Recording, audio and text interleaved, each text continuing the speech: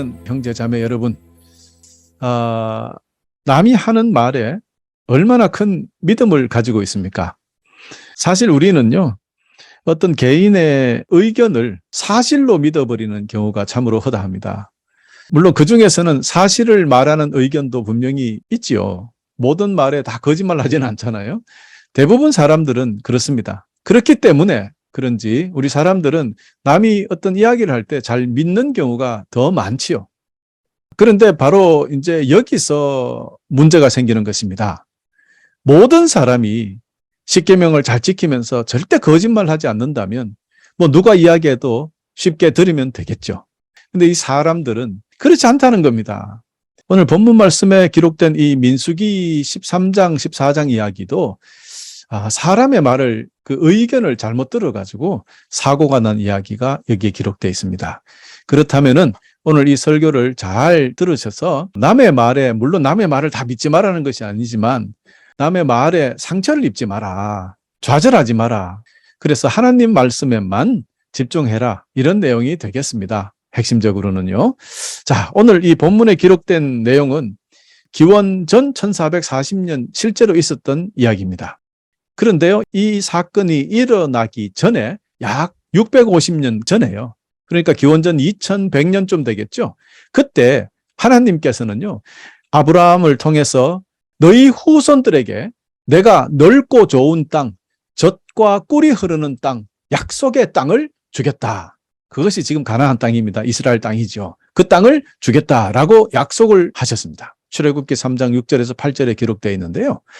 이렇게 650년간 지금 아브라함부터 기다리고 있었습니다. 그런데 이 지금 사건은 430년 동안 이집트에서 포로 생활을 마치고 지금 모세의 인도로 이집트에서 탈출해서 광야에 나와서 이제 곧 가나안에 들어가기 직전에, 그 약속의 땅에 들어가기 직전에 있었던 일입니다.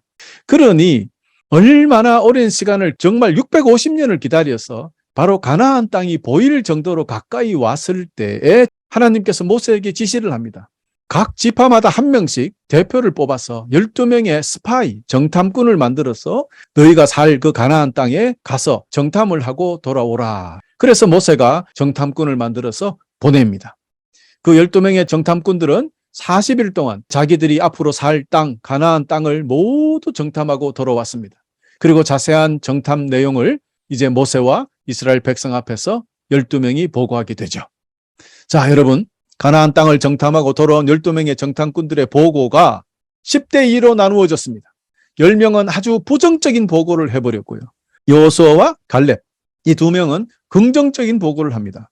여호수아와 갈렙은 이렇게 보고합니다. 그 땅은 온갖 식물이 아주 잘 자라는 땅입니다. 그래서 거기에 자라는 열매를 가지고 왔습니다. 거기에 사는 백성들은 강하고 또 성벽도 있고 크고 튼튼합니다. 우리가 올라가서 저 땅을 차지해야 합니다. 우리는 할 수 있습니다. 이렇게 보고합니다. 그런데 나머지 10명들은 또 이렇게 보고해요. 아이고 모세, 또 여러분, 우리는 그 백성들을 공격할 수 없습니다. 그들은 우리보다 강합니다. 그 땅은 우리를 삼키고 말 것입니다. 우리가 봤던 그 사람들은 키가 매우 큽니다. 우리는 스스로 보기에도 그들과 비교하면 메뚜기 같이 보여요, 우리가. 이렇게 이야기합니다. 여러분, 많은 사람들이 이처럼 서로 같은 것을 보고 들어도 이와 같이 의견이 달라집니다. 그래서 서로 싸우다가 망하게 되는 거죠. 10명의 정탐꾼들이 전했던 말, 같은 일이 지금도 일어나고 있기 때문에 오늘 우리는 여기서 문제점을 발견해야 합니다. 여러분, 이 사건의 중요한 것은 10명의 정탐꾼의 보고는 팩트가 맞아요. 팩트는 맞는데요. 그 팩트에다가 자기 의견을 집어넣고 과장해서 그게 거짓말이 되어버리는 거죠. 여러분, 오늘 저는 그들이 부정적인 보고를 했다, 그것이 잘못되었다고 지금 말씀드리는 것이 아니에요. 여러분, 가나안 백성들이 자기보다 강하다는 것, 이것은 사실 아닙니까? 그것이 어떻게 부정적인 이야기입니까? 그러나 우리는 그들을 공격할 수 없다라고 이야기했어요. 그저 겁을 먹고 싸워보지도 않고 할 수 없다는 결론을 스스로 내려버렸다는 겁니다. 이것은 사실이 아니라는 겁니다. 이것이 거짓말이라는 것입니다, 여러분. 두 번째로 12명 모두가 그 땅을 통과해서 다 살펴보고 왔잖아요. 그런데 어떻게 그 땅을 사람들을 삼키는 땅이라고 말합니까? 그들이 삼키는 땅이라면 자기들은 어떻게 그 땅을 통과해서 갔다 왔냐 이 말입니다. 그러니 그 말도 거짓말입니다. 세 번째, 그들은 이렇게 이야기했잖아요. 우리가 그 안에서 본 모든 사람들은 키가 큰 사람들이다. 거인들이 살고 있다. 여기까지는 분명히 맞는 말입니다. 여기까지 했으면 좋은데, 그런데 그 거인들과 비교해서 자기들을 바라보면 우리는 메뚜기 같다 그랬어요. grasshoppers. 이 비교는 팩트가 아니에요. 이는 끔찍하게 부풀려진 과장입니다. 거짓말입니다. 이를 종합해보면 10명의 정탐꾼들의 보고의 문제점은 진실, 즉 팩트를 기반으로 했는데 이를 부풀려서 과장한 거짓말이라는 것이 오늘 문제의 핵심입니다. 이렇게 팩트에 부풀려진 거짓말이 섞이게 되면요, 그 말이 진짜인지 거짓말인지 구별하지 못하게 되어버립니다. 여러분, 그렇다고 보면 이것은 진실도 아니고, 그렇다고 해서 이게 전혀 틀린 것도 아니고, 뭐 이렇게 만들어버린다 이 말입니다. 우리 성도님들 삶에, 우리 교회 안에는 이런 일들이 있어서는 안 되겠습니다. 여러분, 그래서 우리 주님께서 이렇게 말씀하셨습니다. 마태복음 5장 37절에 너희는 그렇다 할 때만 예라고 하고 아니다라고 할 때는 아니오라고 말해라. 예 혹은 아니오, 그 이상의 말은 악한 생각에서 나온 것이다 라고 했어요. Yes means yes, no means no.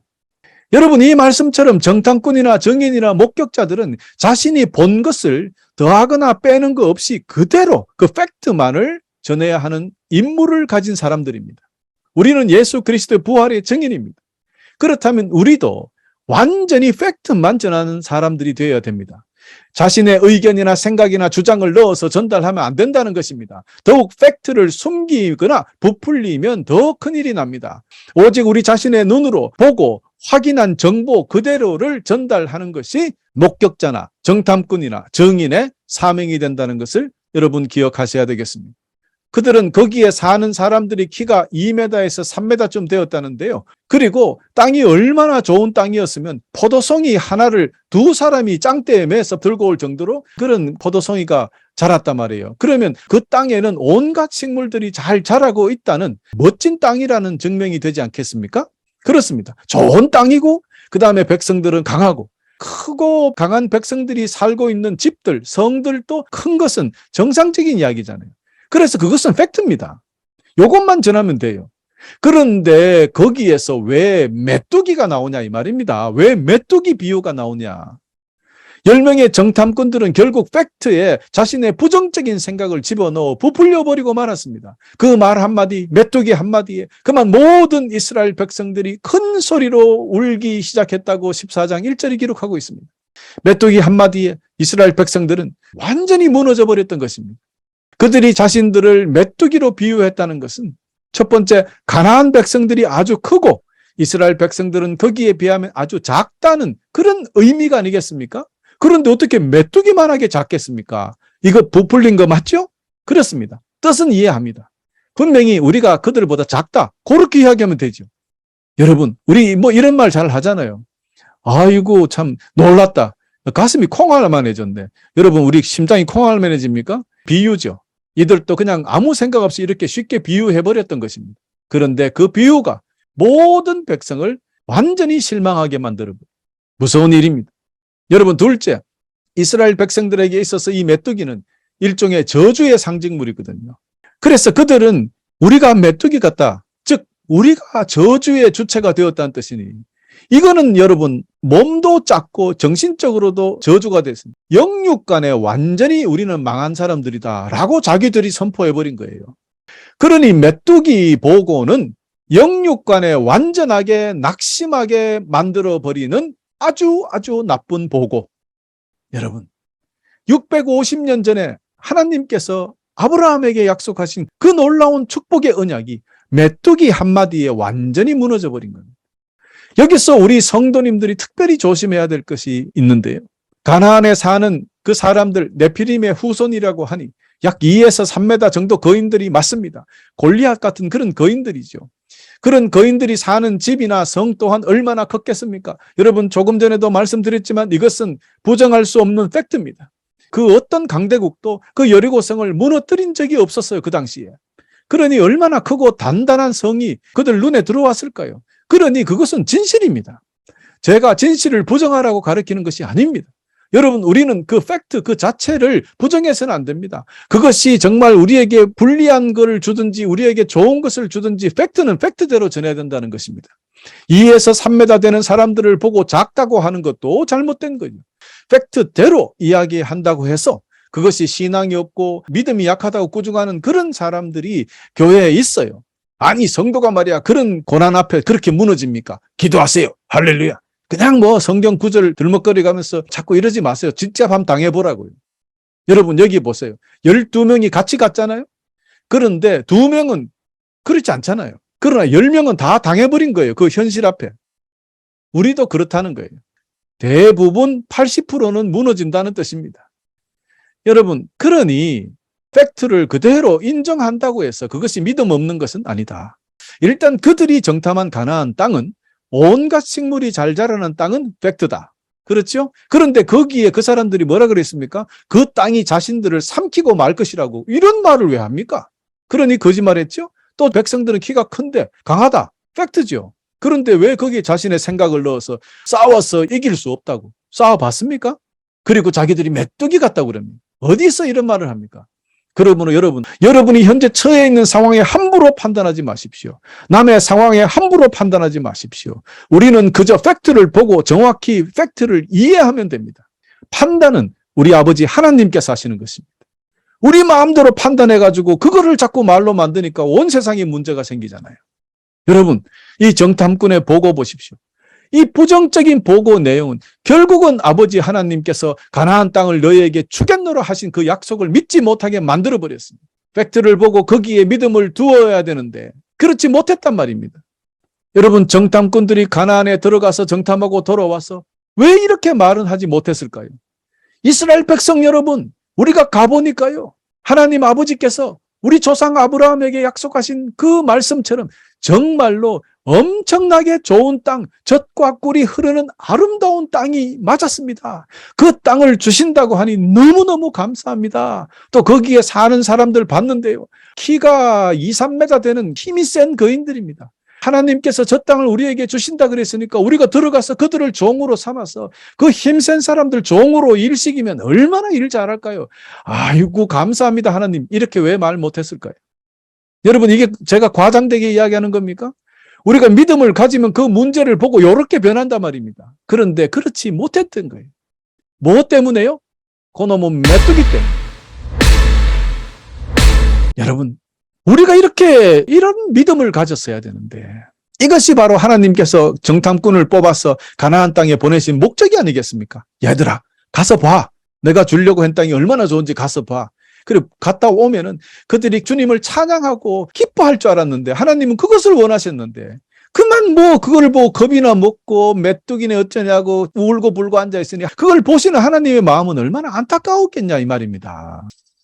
참 그렇습니다, 여러분. 우리 특히 어떤 사람들 보면 사실을 가지고 부풀려서 말하는 버릇이 많아요. 좋은 것을 그냥 재밌게 이야기하는 그런 것이 아니라 정말 그걸 부풀려 이야기해가지고 다른 사람 모두 실망하게 만들고 힘을 쪽 빼놓는 그런 입들이 있단 말이에요. 보세요. 가나안 사람들이 아무리 크다 해도 자신들이 메뚜기 같다고 하니 얼마나 과장입니까? 그죠?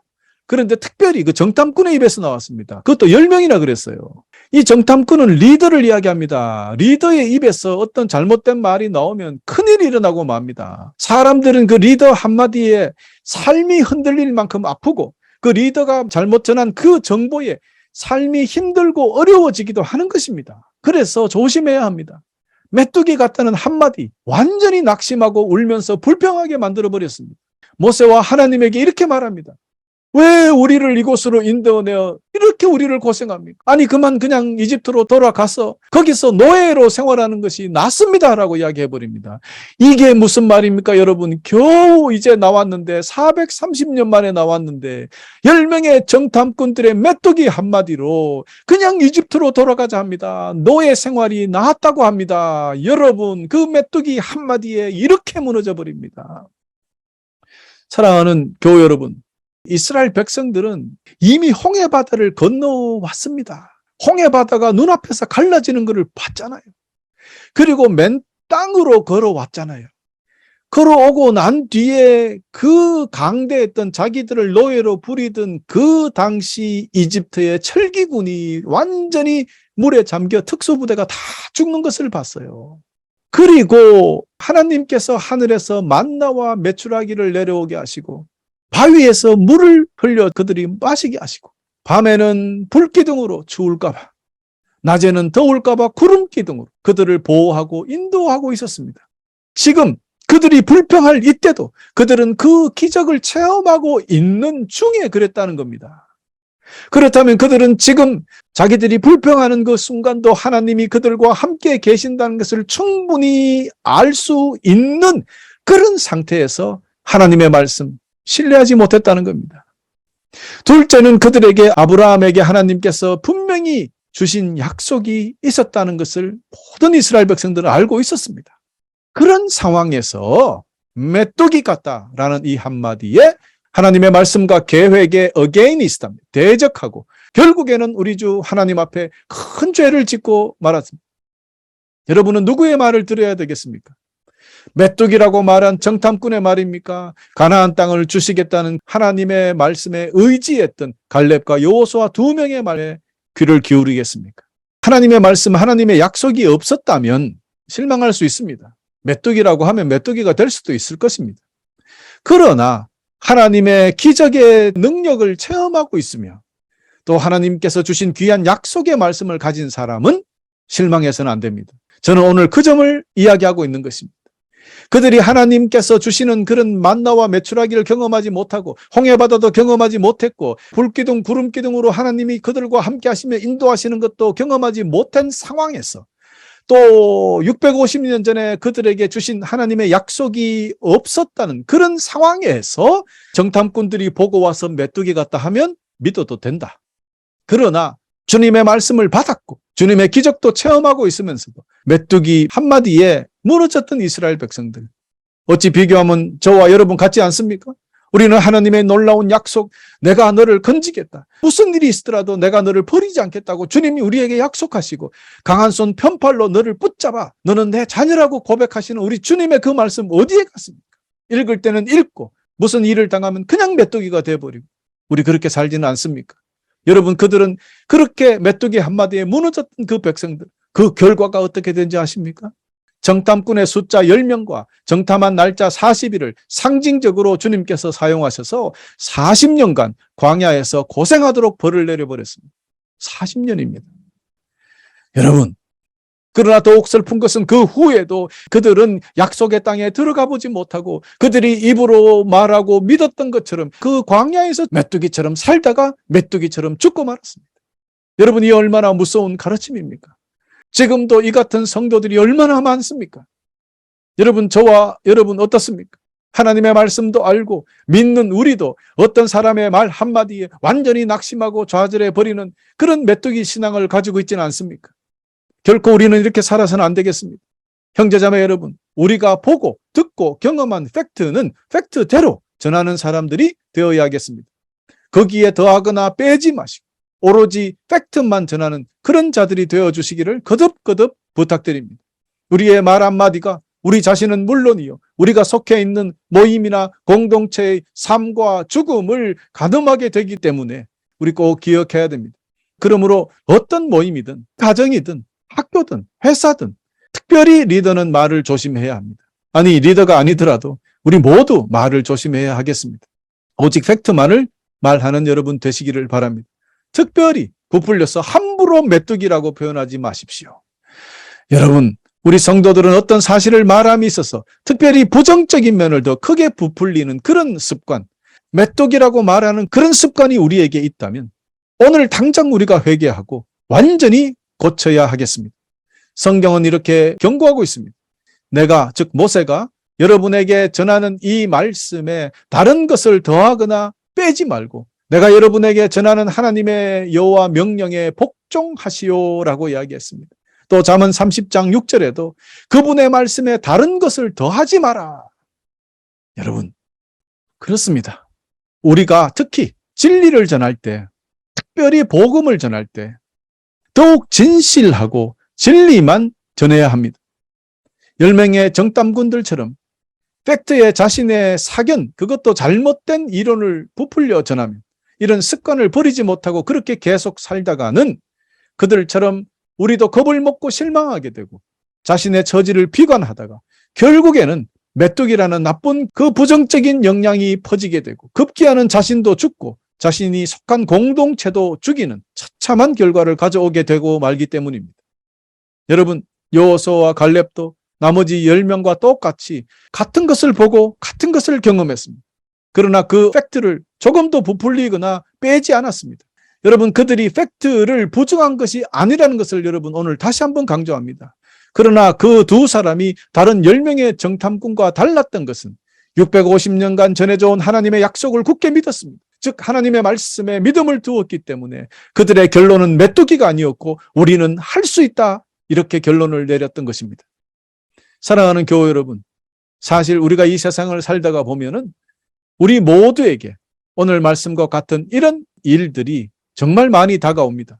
우리 앞에 놓여진 힘들고 어려운 일들, 정말 내 힘으로는 할 수 없는 큰 바위 같은, 큰 산 같은 일들이 끊임없이 우리 앞에 나타나 우리 길을 가로막고 우리를 넘어뜨리고 절망하게 만드는 그런 일이 얼마나 많습니까?